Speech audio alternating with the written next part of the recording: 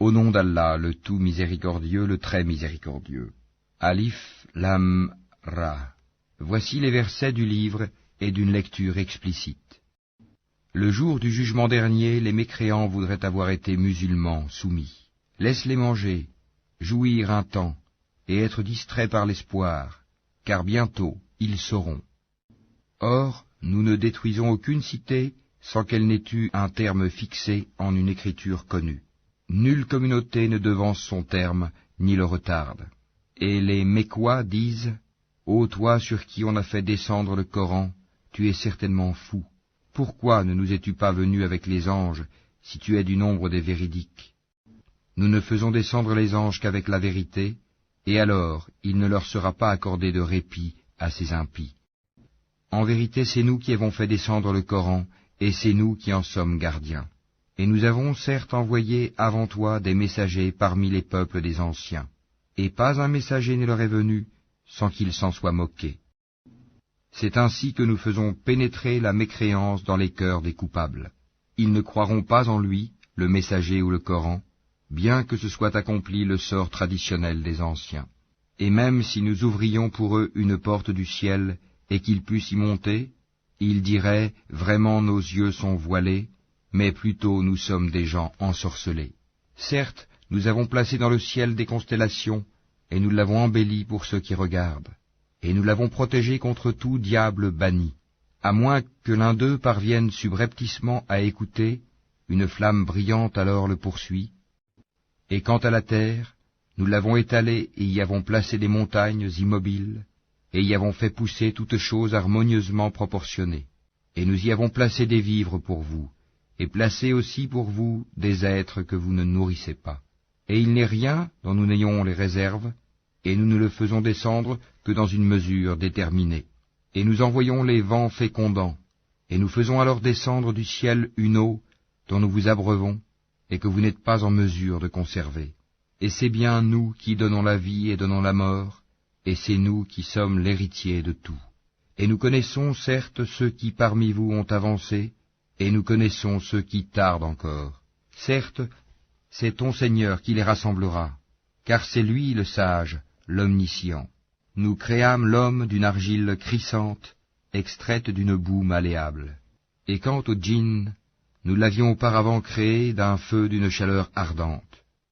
Et lorsque ton Seigneur dit aux anges, « Je vais créer un homme d'argile crissante, extraite d'une boue malléable, et dès que je l'aurai harmonieusement formé et lui aurai insufflé mon souffle de vie, jetez-vous alors prosterné devant lui. » Alors les anges se prosternèrent tous ensemble, excepté Iblis, qui refusa d'être avec les prosternés.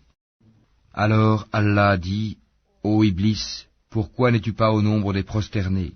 Il dit, « Je ne puis me prosterner devant un homme que tu as créé d'argile crissante extraite d'une boue malléable. » Et Allah dit, « Sors de là, du paradis, car te voilà banni, et malédiction sur toi jusqu'au jour de la rétribution. » Il dit, « Ô mon Seigneur, donne-moi donc un délai jusqu'au jour où les gens seront ressuscités. » Allah dit, « Tu es de ceux à qui ce délai est accordé, jusqu'au jour de l'instant connu d'Allah. » Il dit, « Ô mon Seigneur, parce que tu m'as induit en erreur, eh bien je leur enjoliverai la vie sur terre, et les égarerai tous, à l'exception parmi eux de tes serviteurs élus. » Allah dit, « Voici une voie droite qui mène vers moi. Sur mes serviteurs tu n'auras aucune autorité, excepté sur celui qui te suivra parmi les dévoyés. Et l'enfer sera sûrement leur lieu de rendez-vous à tous. Il a 7 portes, et chaque porte en a sa part déterminée. Certes, les pieux seront dans des jardins avec des sources.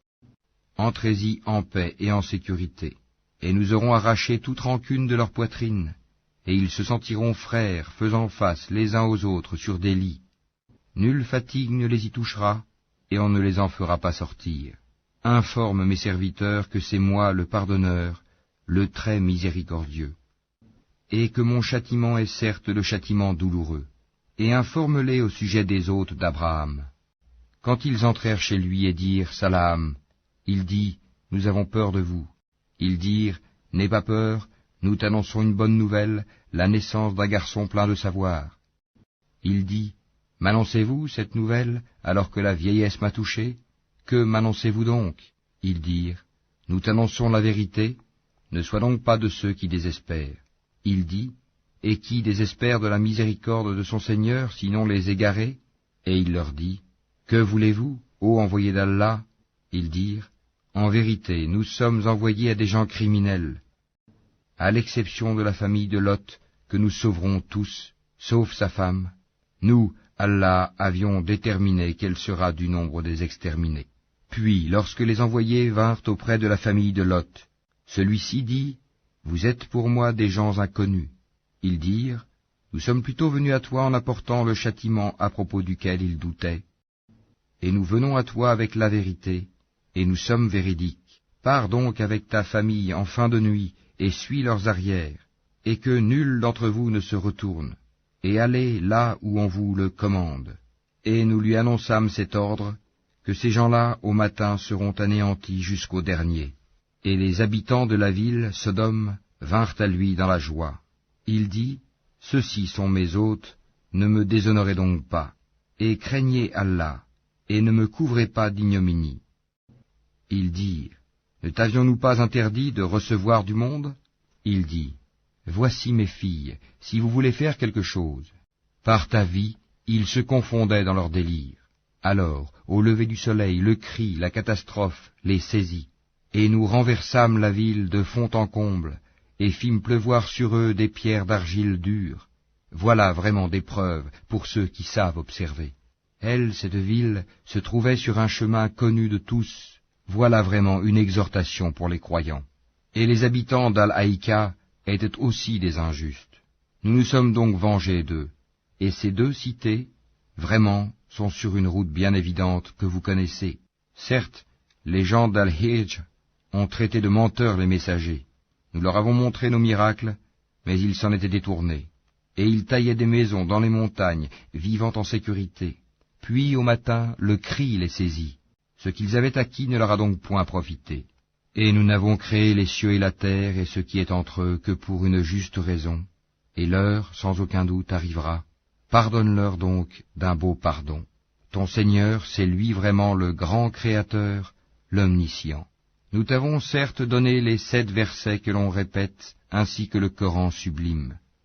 Ne regarde surtout pas avec envie les choses dont nous avons donné jouissance temporaire à certains couples d'entre eux. Ne t'afflige pas à leur sujet et abaisse ton aile pour les croyants. Et dis, je suis l'avertisseur évident d'un châtiment. De même que nous avons fait descendre le châtiment sur ceux qui ont juré entre eux, ceux qui ont fait du Coran des fractions diverses pour créer des doutes. Par ton Seigneur, nous les interrogerons tous sur ce qu'ils œuvraient. Expose donc clairement ce qu'on t'a commandé et détourne-toi des associateurs.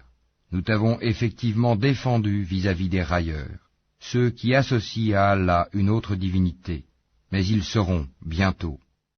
Et nous savons, certes, que ta poitrine se serre à cause de ce qu'ils disent. Glorifie donc ton Seigneur par sa louange et sois de ceux qui se prosternent, et adore ton Seigneur jusqu'à ce que te vienne la certitude, la mort.